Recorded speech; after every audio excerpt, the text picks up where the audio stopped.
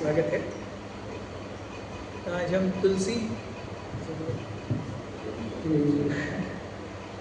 तुलसी महारानी के महात्म्य पर कुछ चर्चा करेंगे। शुरुआत करेंगे जय राधा माधव भजन से। कृपया सभी लोग आगे आ सकते हैं। माता जी आगे, सब सामने की चेयर्स खाली, सब माता जी पीछे आगे।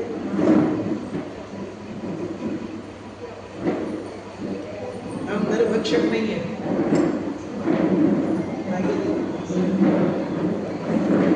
जय राधा माधव कुंज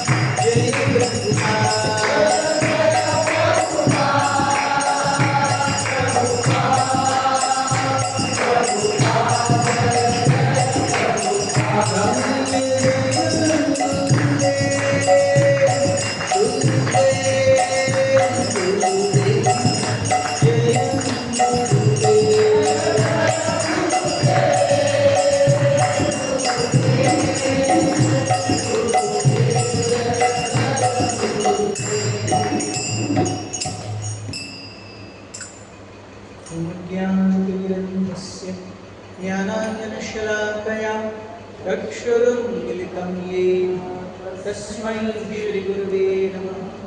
श्रीचैतन्यमनोभीष्टं स्थापितं येन भूतले स्वयं रूपः कदा ददाति स्वपदान्तिकं। वन्देऽहं श्रीगुरुः श्रीयुतापदकमलं श्रीगुरुं वैष्णवांश्च श्रीरूपं साग्रजातं सहगणा रघुनाथान्वितं तं सजीवं साद्वैतं साधुतं परिजनसहितं कृष्णचैतन्यदेवं श्रीराधा कृष्णपादान् सहगणा ललिता श्रीविशाखान्वितांश्च।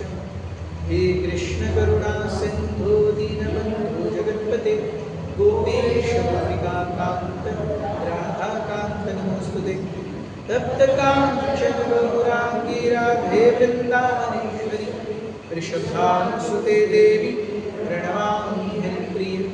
वाञ्छाकल्पतरुभ्यश्च कृपासिन्धुभ्यैव च पतितानां पावनेभ्यो वैष्णवेभ्यो नमो नमः।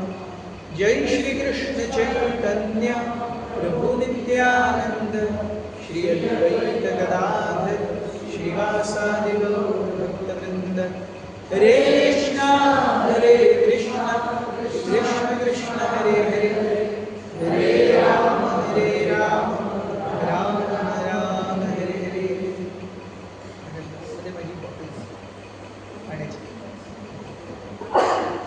तो आज हम तुलसी महारानी और उनकी महानता के ऊपर चर्चा करेंगे। हम देखते हैं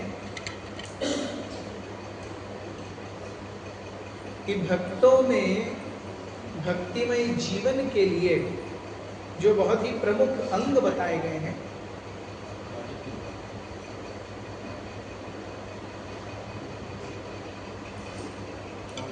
उसमें से एक है तुलसी महारानी की सेवा।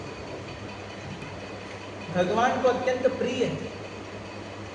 भगवान को प्रसन्न करने का एक बहुत ही आसान तरीका है, उनके भक्तों को प्रसन्न कीजिए। हम उनके भक्तों को प्रसन्न करते हैं तो भगवान अनायास प्रसन्न हो जाते हैं। प्रसन्न करने का एक बहुत ही सीधा मार्ग है उनके भक्तों को प्रसन्न करने। तो भगवान के स्वरूपों में एक स्वरूप है तुलसी महारानी का।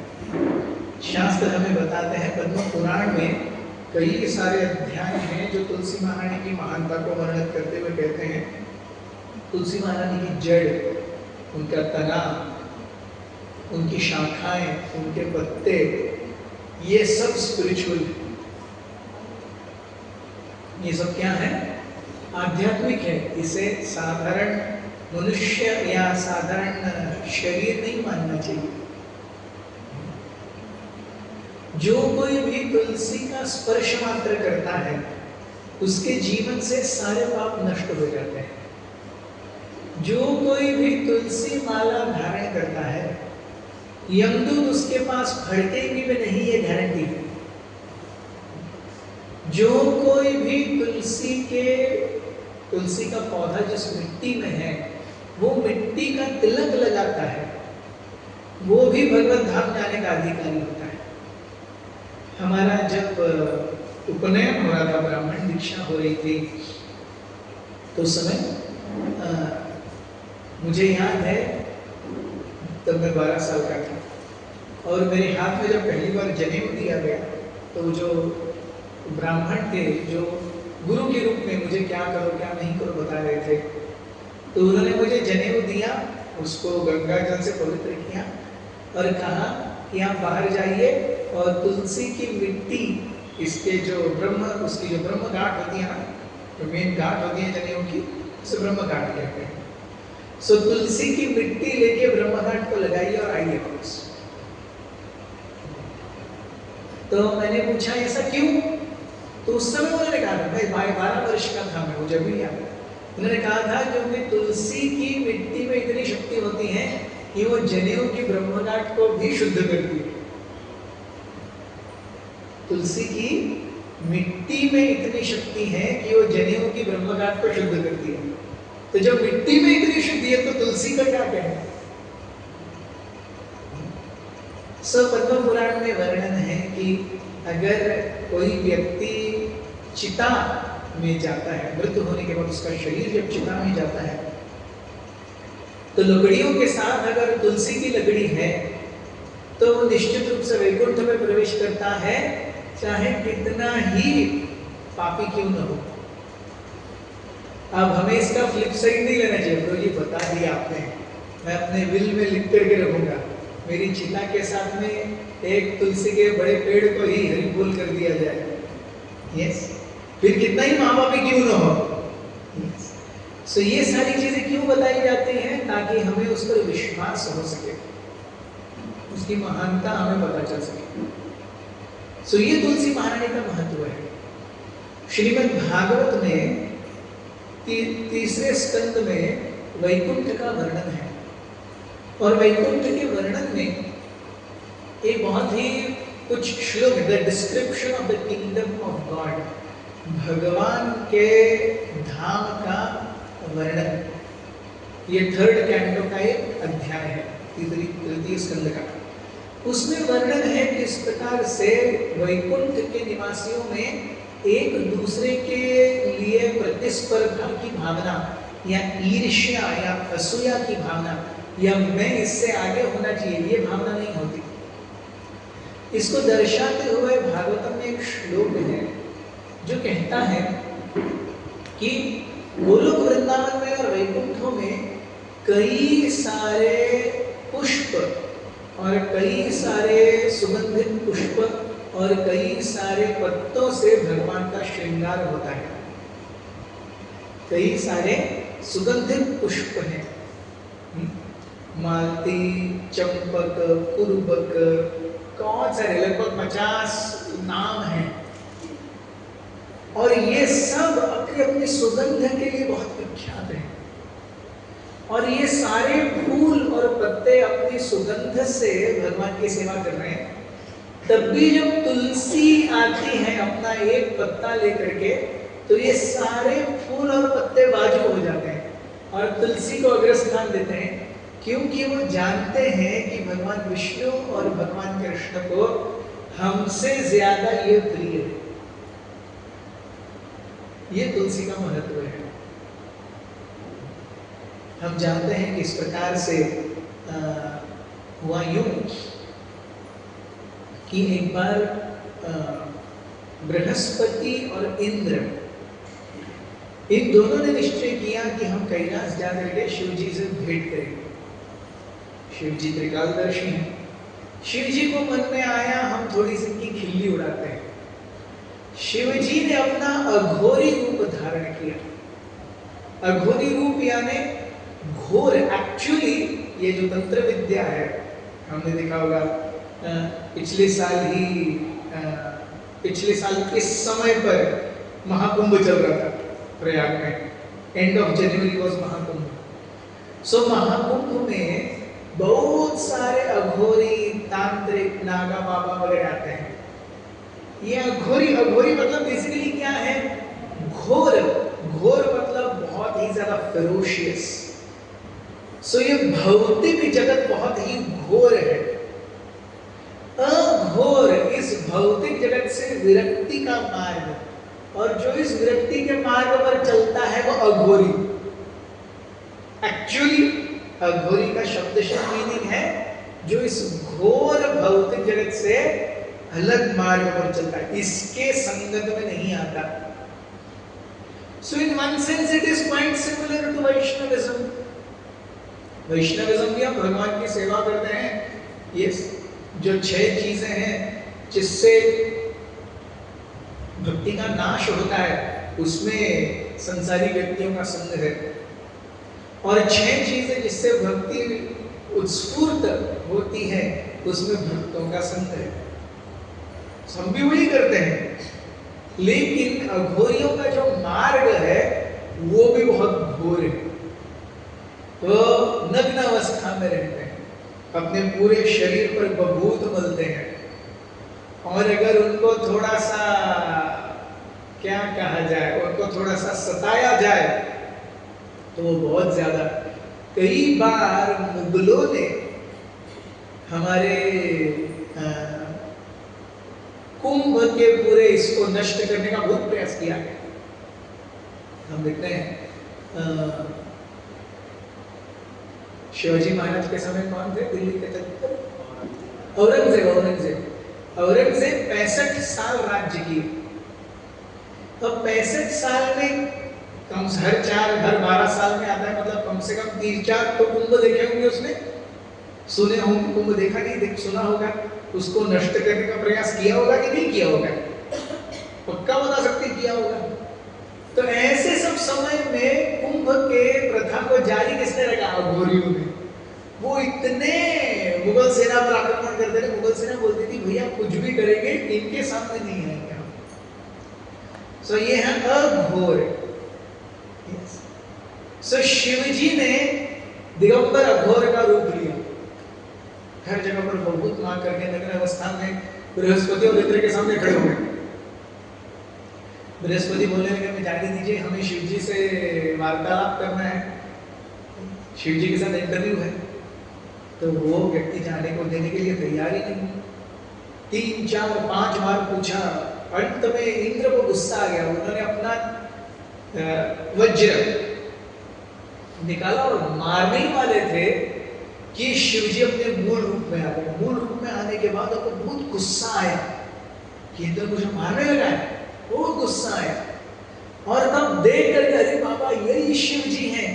बृहस्पति ने तुरंत इंद्र के हाथ को रोका ऐसे बीच हवा में, और शिवजी की बहुत प्रशंसा करने लगे। उन शिवजी तो आशुतोष हैं, बहुत ज्यादा गुणगान करने लगे। तो शिवजी मान गए, मैं इंद्र को नष्ट नहीं करूंगा। लेकिन तब तक उनके त्रिनेत्र से, तीसरे नेत्र से एक आग का गोला आ चुका था बाहर इंद्र को नष्ट करने के। अब शिवजी बोले कि आपके गोले का क्या करूं, इसमें वापस नहीं ले सकता। तो बृहस्पति ने कहा देखिए आग का काट है पानी, जहां सबसे ज्यादा पानी है वहां इस गोले को फेंक दीजिए। शिवजी ने उस गोले को समुद्र में फेंक दिया, एग्जैक्टली उसी जगह जहां पर सिंधु नदी आपने नाम सुना है, जम्मू कश्मीर में बहती है। इंडस वैली, पाकिस्तान में थी इंडस वैली सिविलाइजेशन, सिंधु सभ्यता। तो सिंधु नदी जहां पर सागर से मिलती है, एग्जैक्टली वहां पर शिवजी ने अपने उस आग के गोले को फेंक दिया। वो आग का गोला एक बच्चे में रूपांतरित हो गया। और क्योंकि शिवजी ने फेंका है, तो जो जल देवता है वो उसको नकार भी नहीं सकते। शिवजी का अंश है, नकारेंगे शिवजी बाद में क्रोधित हो जाएंगे। तो जल देवता ने उस बच्चे को अच्छे से पला बढ़ाया, बड़ा किया। लेकिन उस बच्चे की दोस्ती बहुत ही क्रूर राक्षस कालनेमी से हो गई। कालनेमी ये कौन है? कंस का पिछला जन्म है कालनेमी। कंस का पिछला जन्म है कालनेमी। सो कालनेमी अगले जन्म में कंस बने। सो कालनेमी से होने के कारण इस बच्चे ने सारी आसुरी प्रवृत्तियां आ गई। इस बच्चे में सारी आसुरी प्रवृत्तियां आ गई।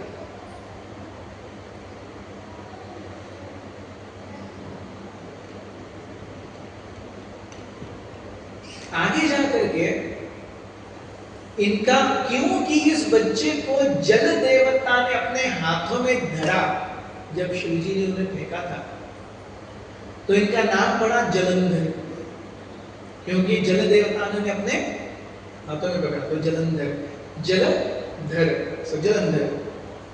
बड़े हुए, कालनेमी के संपर्क में आए और बहुत ज्यादा आतताई, क्रूर और घृणित प्रकार के राक्षस बन गए। लेकिन इनका विवाह हुआ एक कन्या से जिसका नाम था वृंदा, और वृंदा बहुत ही पतिव्रता थी। उसके पातिव्रत्य से जलंधर इतने ज्यादा प्रोटेक्टेड हुए कि जलंधर ने पूरे स्वर्ग लोक में हाहाकार मचा दिया, तबाही मचा दी। और जब सारे देवता गए उनके पास कि हमें जलंधर से बचाइए, तो तब स्वयं भगवान विष्णु ने कहा देखिए इसकी पत्नी जो है ये इसका कवच है। और पत्नी क्यों उसका कवच है? क्योंकि पत्नी इसकी बहुत पतिव्रता है। तो पतिव्रता पत्नी अपने पति का सबसे बड़ा कवच होती है। yes? हम मृत्युंजय नचिकेता, कितनों ने कथा सुनी है नचिकेता की? नचिकेत की कथा किसी ने नहीं सुनी? सो नचिकेत को यमराज जी लेके जा रहे हैं, उनकी पत्नी यमराज से बातें करती हैं। yes? नल दमयंती की कथा, नल दमयंती की कथा सुनी है?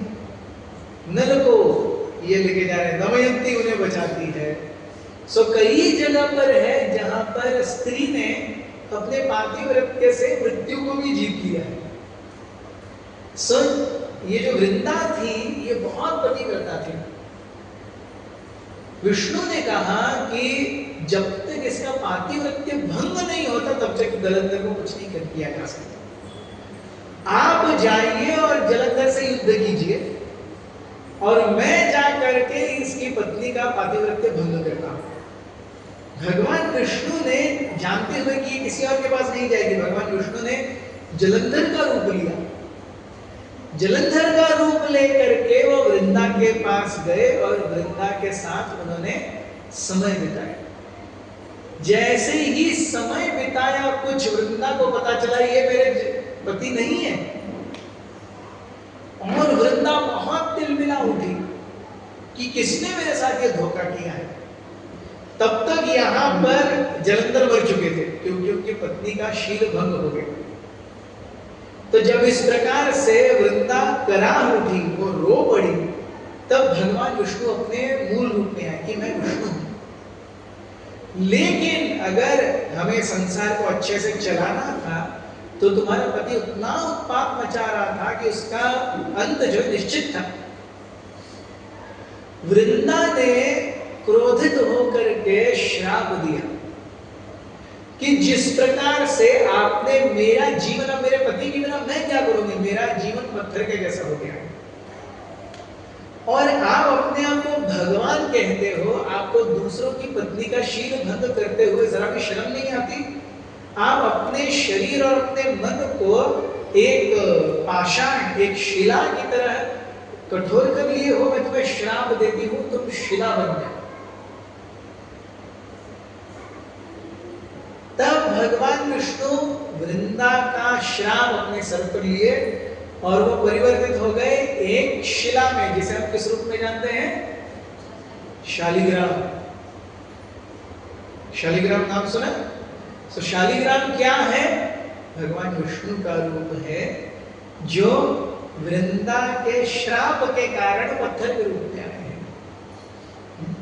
इसीलिए हम देखते हैं कि अब ये वृंदा जो है, ये वृंदा कौन है? ये वृंदा देवी जो तुलसी महारानी है, उसके केश इस भौतिक जगत में वृंदा के रूप में आते हैं। भगवान ने श्राप तो लिया लेकिन साथ में वृंदा को वर दिया कि आप तुलसी की एक्सपेंशन हो, आप तुलसी महारानी का विस्तार हो। तो आप, क्योंकि मैंने आपका संग किया है, मैं आपको अपनी नित्य सहचरणी का स्थान देता हूं, अपनी पत्नी का स्थान देता हूं। और जो भी मेरे भक्त होंगे साल में एक बार हमारा विवाह कराएंगे। तो इसलिए तुलसी शालिग्राम विवाह करते हैं ना। तो तुलसी शालिग्राम विवाह क्यों करते हैं? जो भी विष्णु के भक्त हैं वो भगवान विष्णु और वृंदे देवी का ये त्याग, इसको याद करने के लिए तुलसी शालिग्राम का विवाह करते हैं। So this is for all times. भगवान विष्णु कहते हैं जब तक यहां संसार रहेगा तब तक आपका और मेरा विवाह होता रहेगा। ये प्रथा कभी छूटेगी नहीं। ये मैं तुम्हारा जो त्याग है, तुम्हारा मेरे प्रति जो समर्पण है, वो चीजें चली जाएंगी लेकिन ये समर्पण हमेशा लोगों के सामने रहेगा। इसीलिए मेरे भक्त जो हैं हमेशा हर साल तुम्हारा और मेरा विवाह करेंगे। हम देखते हैं प्रहलाद महाराज महान भक्त हैं, लेकिन उनसे रिलेटेड हम कोई आज कार्य करते हैं क्या? उनको याद करने के लिए कुछ नहीं। प्रहलाद महाराज महान भक्त हैं, पांडव महान भक्त हैं, लेकिन उनको याद करने के लिए हम स्पेसिफिकली कुछ नहीं करते। लेकिन वृंदा देवी को याद करने के लिए हर साल हम तुलसी शालिग्राम विवाह रचाते हैं। So that is the potency of Vrinda Devi. और ये जो वृंदा देवी है, ये तुलसी महारानी है, ये बेसिकली तुलसी जो आध्यात्मिक जगत में वृंदा के नाम से प्रसिद्ध हैं, वो यहाँ पर उनके केश जो है वो यहाँ पर तुलसी के रूप में आते हैं। So आध्यात्मिक जगत में जो वृंदा देवी है, वृंदा देवी कौन है? वृंदा देवी आध्यात्मिक जगत में राधा और कृष्ण की जो लीलाएं होती हैं उनकी प्रमुख ऑर्गेनाइजर या orchestrator of all the pastimes that happen between Radha Rani and Krishna. Vrinda Devi एक एक्सपर्ट इसका गुप्तचर खाता, क्या कहते हैं उसे, स्पाई क्या कहते हैं उसे हिंदी में, गुप्तचर, जासूस, यस जासूस। क्योंकि हम देखते हैं राधा रानी का विवाह हो चुका है कि नहीं? राधा रानी का विवाह हो चुका है। सो राधा रानी का विवाह हो चुका है। उनकी जो सासू माँ है उनका नाम है जटिला, और उनकी जो ननंद है उनका नाम है कुटिला, और राधा रानी के पति का नाम है अभिमन्यु।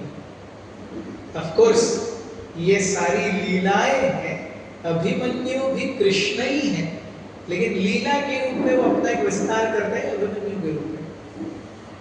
तो अब राधा रानी अभिमन्यु की पत्नी है, मिलना कृष्ण से चाहती है, तो छुप छुप के मिलना पड़ेगा ना, सबके सामने मिलने से कैसे होगा? सो ये छुप छुप के मिलने का और समय बिताने का टाइम टेबल, कब राधा रानी कहाँ होंगी, कब कृष्ण कहाँ होंगे, उनकी आज कैसे मिलन करवाएं, आज कहाँ पे मिलना ठीक रहेगा, सबसे कम भीड़ कहाँ है, आज का राधा रानी का प्रोग्राम कहाँ कहाँ घूमने का है, कृष्ण का कहाँ कहाँ घूमने का है, ये सारी खबर वृंदा देवी को रहती है। वृंदा देवी के पास 1,00,000 तोते हैं। क्या है? 1,00,000 तोते। ये सारे तोते वृंदा देवी के स्पाइस हैं। इन 1,00,000 तोतों के एक मुखिया है जिनका नाम है दक्ष। अगर आप मथुरा जाएंगे, गोवर्धन जाएंगे, गोवर्धन से पास ही में नंदगांव है। नंदगांव के 3 किलोमीटर दूर वृंदकुंड है। वृंदकुंड वो जगह जहां पर वृंदा देवी अधिष्ठात्री के रूप में रहती हैं और पूरे ब्रजमंडल में राधा रानी और कृष्ण के सारी लीलाओं को क्या करती हैं? ऑर्केस्ट्रेट करती हैं। जैसे युद्ध होता है, अभी पिछले साल हमने कौन सा युद्ध खेला? पाकिस्तान में सिंदूर, ऑपरेशन सिंदूर। तो ऑपरेशन सिंदूर में सारे naval chief staff, army chief staff, air force chief staff, ये सब कंट्रोल रूम में रहते हैं और कंट्रोल रूम से लोगों को आप यहाँ जाओ, आप यहाँ जाओ, ये करो, ये करो, ये करो, ये करो। सो जो बैटल फील्ड में व्यक्ति है वो केवल ऊपर से आए हुए निर्देश का पालन करता है बस। उसको अपना दिमाग नहीं लगाना है, दिमाग कंट्रोल रूम में बैठे हुए लोग लगाएंगे। वैसे ही वृंदा देवी वृंदाकुंड के कंट्रोल रूम से सारी ब्रजमंडल में राधा रानी और कृष्ण की सारी लीलाओं को ऑर्केस्ट्रेट करती हैं। कृष्ण आज कहाँ जाने वाले हैं, उनको मैसेज कैसे पास करना है, राधा रानी कहाँ जाने वाली हैं, उनको मैसेज कहाँ पास करें, वहां से उनको मीटिंग पॉइंट पर लेके कौन आएगा, अगर उन दोनों के बीच में झगड़ा हो गया है तो उसको सुलझाएगा कौन, कैसे राधा रानी और कृष्ण को ऐसे निकाला जाए अपने ग्रुप से कि किसी को पता भी न चले। ये सारी चीजें हैं वृंदा देवी करती है। सो इसीलिए हम देखते हैं कि भगवान के बहुत ही करीबी लीलाओं में अगर प्रवेश करना है, it is impossible to do it without the mercy of Vrinda Devi या तुलसी। तो वृंद देवी के कृपा के बिना भगवान की अंतरंग सेवा में भाग नहीं लिया जा सकता। 56 भोग आर 36 व्यंजन, बिना तुलसी के है एक नाही मानी। चाहे आप भगवान के सामने कितने भी भोग, कितने भी व्यंजन रख दो, जिसमें तुलसी है भगवान उसी को स्पर्श करेंगे, अन्यथा किसी और को स्पर्श नहीं करेंगे। ये तुलसी है। एक बार ऐसा हुआ कि नारद मुनि और सत्यभामा में अनबन छिड़ गई। सो वो कहने लगे, देखो मैं आपसे जो मांगूंगा आपको देना पड़ेगा। तो सत्यभामा बोले, ठीक है क्या मांगते हो? बोले मैं कृष्ण को लेके जाऊंगा। आप सत्यभामा टेंशन में आ गई, कृष्ण को लेके जाएंगे तो हम क्या करेंगे? तो सत्यभामा बोली, नहीं नहीं नहीं, please please please please please ऐसा मत लेके जाओ, आप कृष्ण को मत लेके जाओ। तो नारद मुनि बोले, ठीक है अब कृष्ण को नहीं दे सकती तो उसके बराबर तुला भर में कुछ तो दे दो। तो सत्यभामा बोली, ठीक है। तो कृष्ण एक तरफ बैठ गए, सत्यभामा अपने सारे गहने डाल दिए, कुछ भी नहीं हुआ। सत्यभामा ने बाकी सारी रानियों को बुलाया, उन्होंने अपने सारे गहने मैंने डाल दिए, फिर भी कुछ नहीं हुआ। सबने अपने घर से ला करके सारे अलमारियां खाली करके सारी साड़ियां ला दी, वो सब तुला भर में डाल दिया, फिर भी कुछ नहीं हुआ।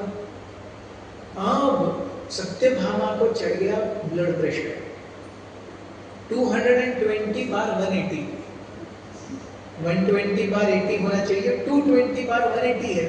सत्यभामा को हृदय पंप कर रहा है, भगवान जाएंगे क्या होगा, और नारद मुनि जा ही रहे हैं। सत्यभामा सोचती है क्या करूं कृष्ण से, मैं क्षमा करो, मैं नहीं आपसे बिछड़ के रह सकती। सो कृष्ण कहते हैं रुक्मिणी को बुलाओ।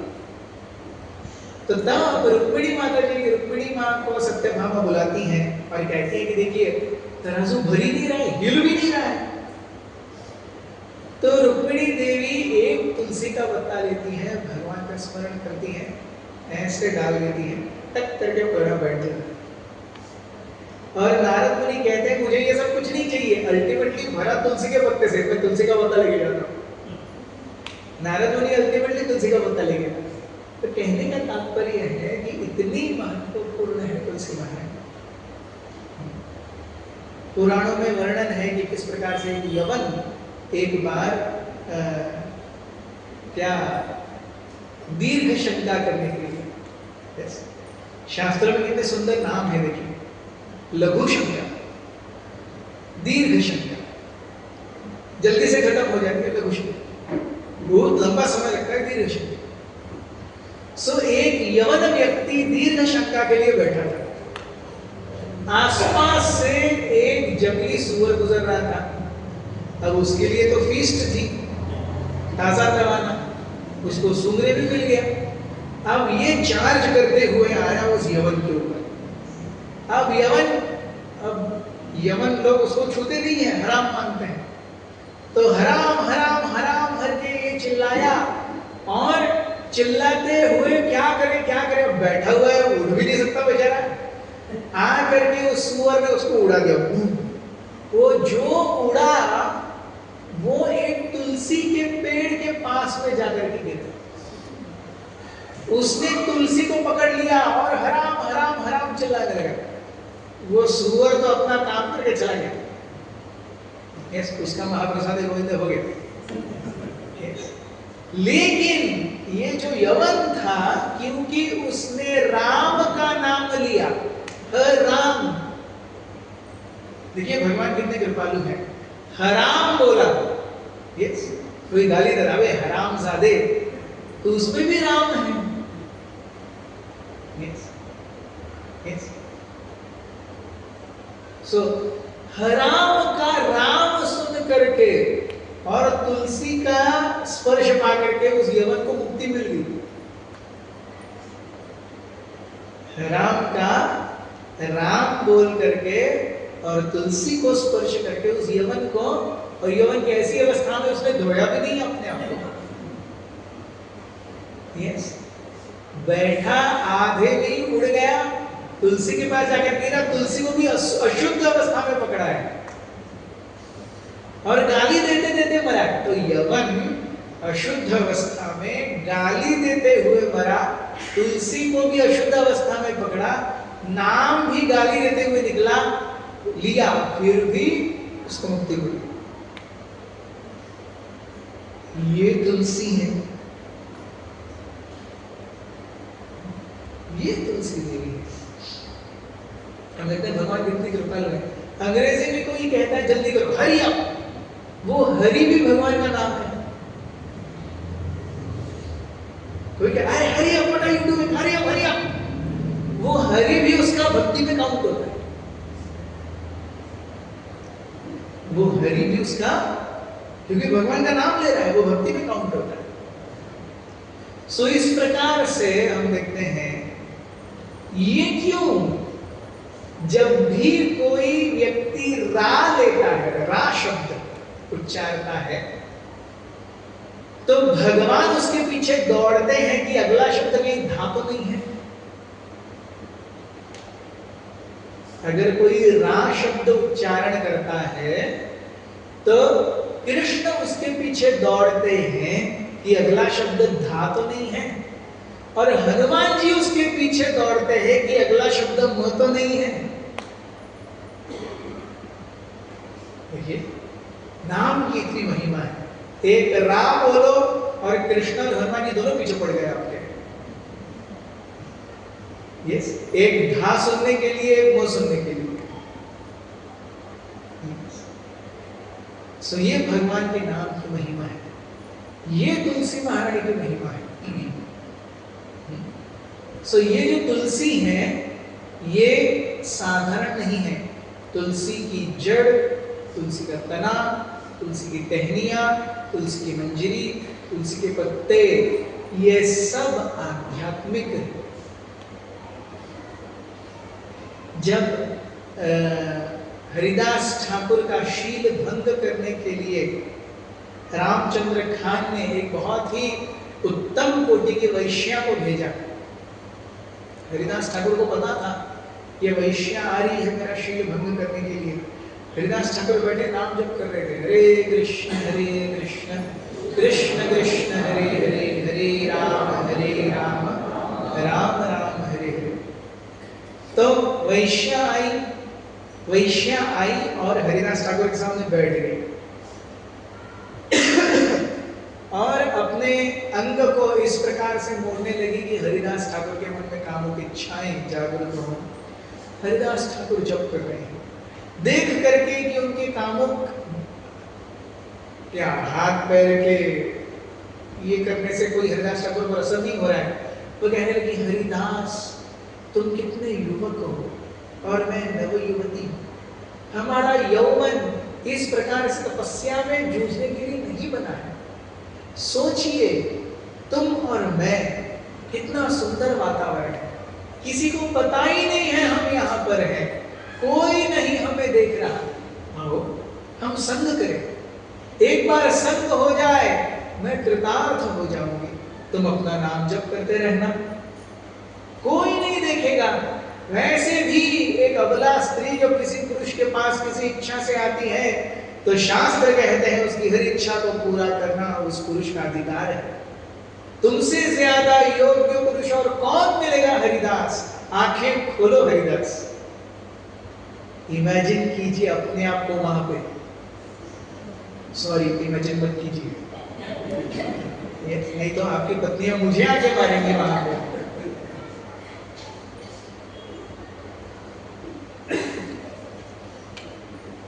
Haridas is chanting full night। जब पूरी रात हो गई, हरिदास वही लक्ष्मीना के हाव भाव, उसका बोलना सब विफल हो गए। वो उमस से क्या हुआ, वेस्टेड नाइट। यस, कुछ पगार नहीं मिला ना इस रात का, वेस्टेड नाइट। तो वो चली गई। रामचंद्र खान ने पूछा कुछ हुआ? लक्षहीरा कहती है कुछ नहीं, लेकिन आज रात को मैं पक्का उसका शील भंग करूं। दूसरे दिन भी हरिदास ठाकुर कहते हैं मैंने रोज इतने इतने नाम जप करने का वादा लिया है, जैसे मेरा प्रण हो जाएगा मैं तुम्हारी इच्छा पूर्ण करूंगा, तुम यहाँ बैठो, तब तक राह देखो। और हरिदास ठाकुर ऐसे दिखाते हैं जैसे ओ 24 घंटे पूरे हो गए, अभी अभी मेरा खत्म हुआ है, लेकिन अब दूसरे दिन का व्रत शुरू हो गया, मैं क्या करूँगा, मेरी सॉरी, तुम बैठो।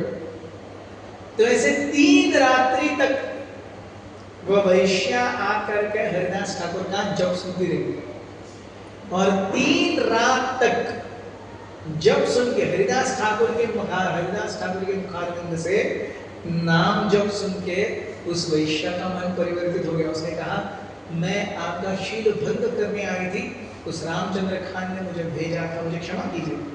हरिदास ठाकुर ने कहा मुझे पता है तुम क्यों आई थी, मैं तुम्हारा उद्धार करने के लिए यहाँ बैठा था। yes. मैं तुम्हारा उद्धार, ये हरिदास ठाकुर का कैपेसिटी है, जानते हुए कि एक वैश्या वहां पर आ रही है उनका शील भंग करने के लिए, वो बैठे रह सकते हैं उस वैश्या का उद्धार करने के लिए। हम उस स्तर पर नहीं है। यस, ऐसी परिस्थितियों में हमें पढ़ना नहीं है। हरिदास ठाकुर ने भी उद्धार किया, मैं भी 4-5 का कर ही देता हूं। So Haridas Thakur had that potency, he could resist इन वेगों को वो सहन कर सकते। क्यों सहन कर सकते थे? क्योंकि हरिनाम उनके अंदर इतना ज्यादा खोल रहा था, जीवंत ज्वलंत हरिनाम। आखिर में उस वैश्या ने कहा मैं सब कुछ छोड़ छाड़ करके मैं भक्त बनना चाहती हूं। मैंने कहा ठीक है, आप यहीं पे बैठ करके, ये तुलसी है उसके सामने रोज माला करो, लेकिन मेरा सब कुछ चला जाएगा, मेरा रोजगार चला जाएगा, तो मेरा पेट कौन भरेगा? आप उसकी चिंता मत करो, आपका पेट भरेगा, ये मेरा वादा रहा। ये बोल करके हरिदास ठाकुर निकल गए। और बाद में वो वैश्या उस गांव में इतनी प्रसिद्ध हो गई कि उस वैश्या से बाद में कितने लोगों ने दीक्षा ली। ये हरिदास ठाकुर के 3 रात के संगति का प्रभाव। This is Haridas Thakur. लेकिन उस वैश्या को वो क्या कहते हैं? तुलसी को पानी दो और तुलसी के सामने जप करो, यही है। 2 चीजें करनी है, तुलसी को जल अर्पण करना है और तुलसी के सामने जप करना है। और वो वैश्या उधर ही, उसने अपने बाल तक मुंडवा लिए, एक साड़ी पर आ गए। आपने देखा होगा उड़ीसा और बंगाल में आज भी प्रथा है, जब कोई स्त्री वृद्ध हो जाती है तो वो एक ही साड़ी में रहती है और कुछ नहीं पहनती, सफेद साड़ी पहनती। वो वैश्या वैसी हो गई और बहुत ज्यादा उपवास करके अपने शरीर को उतना सुखा दिया कि हरिनाम पर ही उसका आगे जीवन बीता। वो परम वैष्णवी के रूप में प्रख्यात हुई और कई सारे लोगों ने उससे आगे जाकर के दीक्षा ली।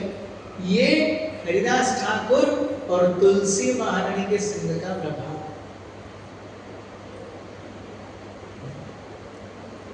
सो इसीलिए हम देखते हैं वैष्णव भी अपने गले में तुलसी डालते हैं।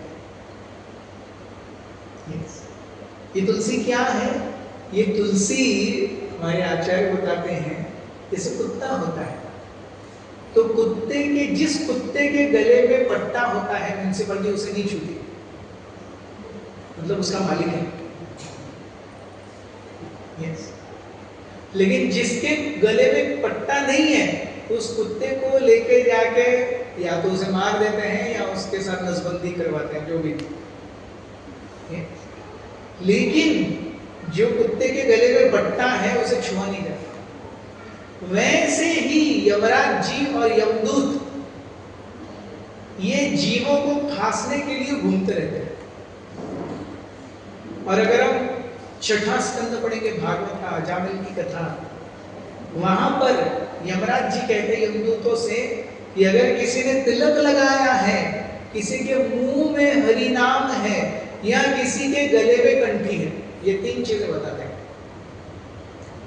तिलक लगाया है और मुंह में हरि नाम है और गले में कंठी है, आप उसके पास नहीं जाना, वो आपका आदमी नहीं है। Yes, yes, private property trespassers will be prosecuted. Yes, so जो व्यक्ति कंठी पहनता है वो यमराज जी और यमदूतों के लिए ऐलान है, मैं भगवान की प्राइवेट प्रॉपर्टी हूँ। अपने जीवन में उसे वैसा व्यवहार भी करना होगा। Yes, लेकिन कंठी माला का अर्थ है कि मैं भगवान की प्राइवेट प्रॉपर्टी हूँ, ये मैं मानता हूं या मानती हूं। यस, सो फिर उसके नियम आते हैं और नियमों के साथ में हम जब तुलसी धारण करते हैं उसका बहुत इफेक्ट होता है। It has a phenomenal effect. वो एक ऐसा पुश है, आपने ये देखा है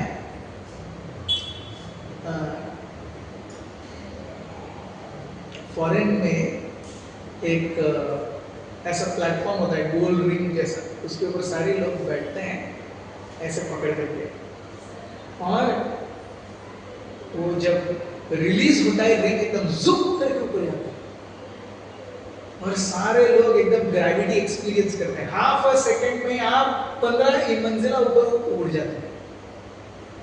ऐसे बटन दबाए जुक, स्प्रिंग रिलीज के जैसे, और वो फिर धीरे धीरे धीरे धीरे नीचे आता है। एडवेंचर स्पोर्ट, एडवेंचर स्पोर्ट है। सो बैठो, हमारे यहाँ पे हमने वो देखा जायंट व्हील और मेरी को राउंड देखा है ना आपने। बैठे हैं, कितने लोग बैठे हैं जायंट व्हील में, कितने लोग बैठे हैं? यस, मेरी को राउंड में कितने लोग बैठे हैं? यस, ऐसे नीचे आता है, So these are adventure sports. उसी प्रकार का ये एक एडवेंचर स्पोर्ट है। सब लोग ऐसे गोल रिंग होता है, सब बाहर की तरफ फेस करके बैठते हैं और बीच में बड़ा शाफ्ट होता है, वो एक्टिवेटर को जुम करे उड़ जाता है, जुम इट फ्लाइज। और तो वैसे तो वहां पर क्या हो गया। सो तुलसी महारानी के संग से हम भी ऐसे जुम करके प्रगति करते हैं। सो इसीलिए तुलसी का संग जप के समय और तुलसी का स्पर्श हमेशा,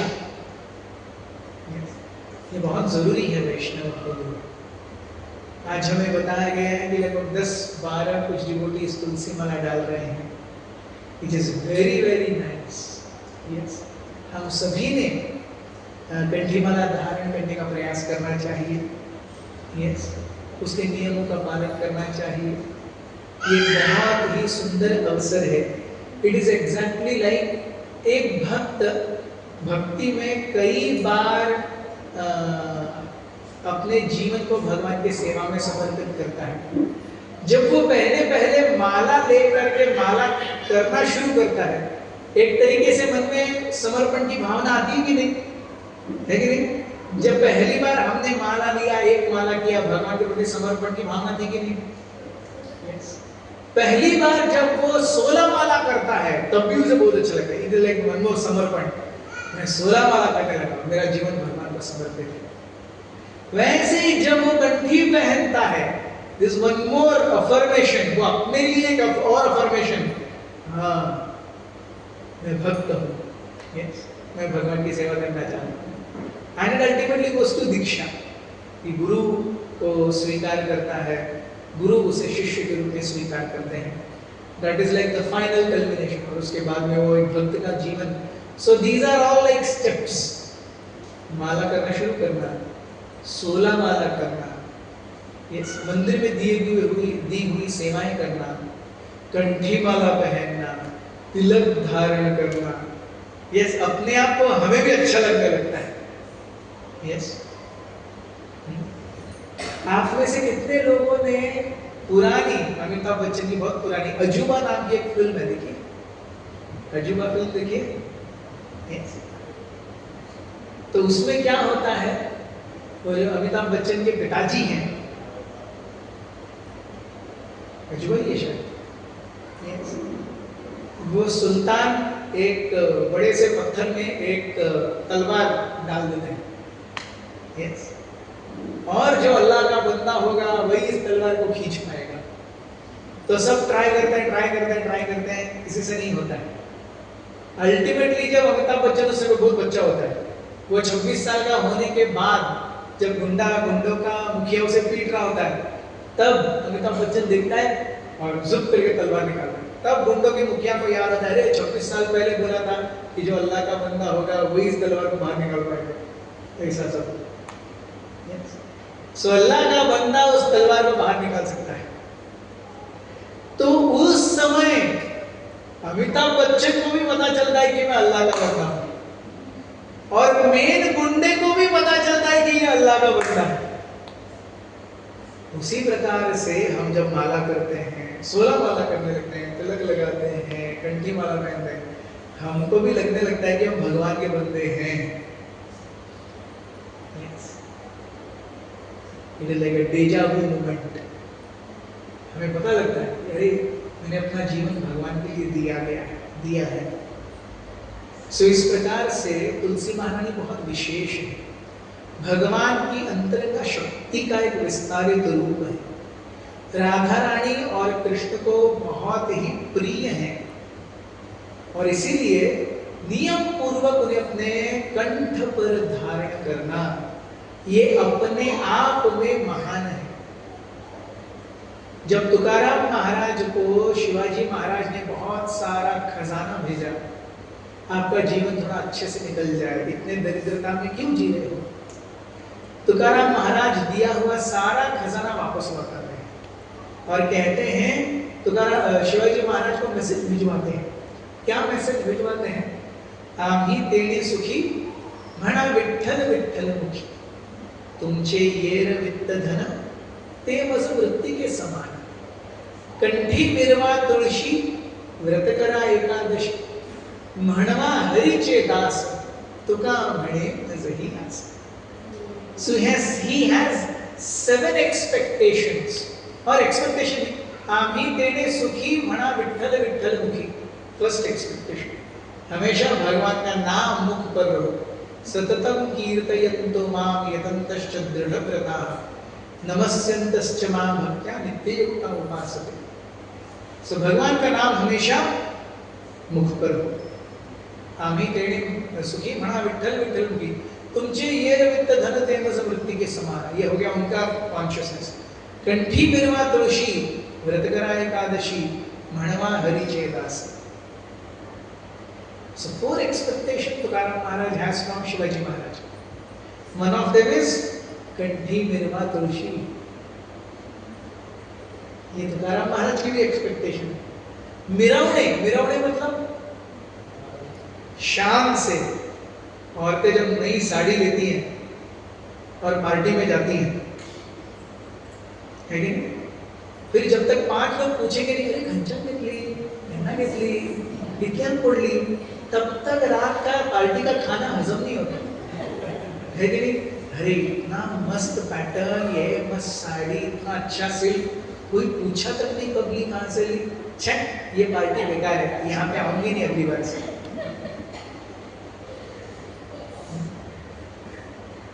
So मिरवणे, you feel happy. कंठी बिरवा तुळशी, मैंने तुलसी डाली. व्रत करा एकादशी, आज एकादशी है. So जो भी आज तुलसी माला ले रहे हैं, तुकाराम महाराज के विधो इच्छाओं को पूरा कर रहे हैं. व्रत करा एकादशी तो कर ही रहे हैं और कंठी माला डालने जा रहे हैं. So इन सभी भक्तों का मैं हृदयपूर्वक आभार व्यक्त करता हूँ कि you are taking this very important and a very conclusive step. Yes, आसान नहीं है. चाहे फिर मैं अपने फ्रेंड्स के साथ जाऊं, रिलेटिव्स के साथ जाऊं, यहाँ जाऊं, वहाँ जाऊं, मैं चाय कॉफी नहीं पीऊंगा, पीऊंगी, मैं प्याज लहसुन नहीं खाऊंगा खाऊंगी।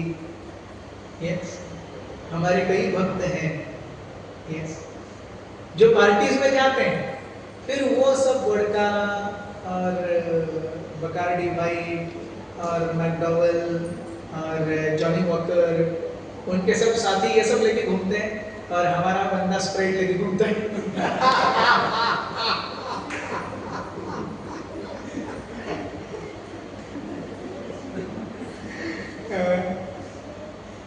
ऐसा है yes. ये है हमारे कई, मैं तो वास्तव में कई सारे नेवी से भक्त हैं। नेवी में तो वो सब चलता ही रहता है। आर्म्ड फोर्सेस में दो चीजें बहुत जोर शोर से चलती है, एक है गाली और दूसरा है दारू। एकदम जोर शोर से चलता है yes.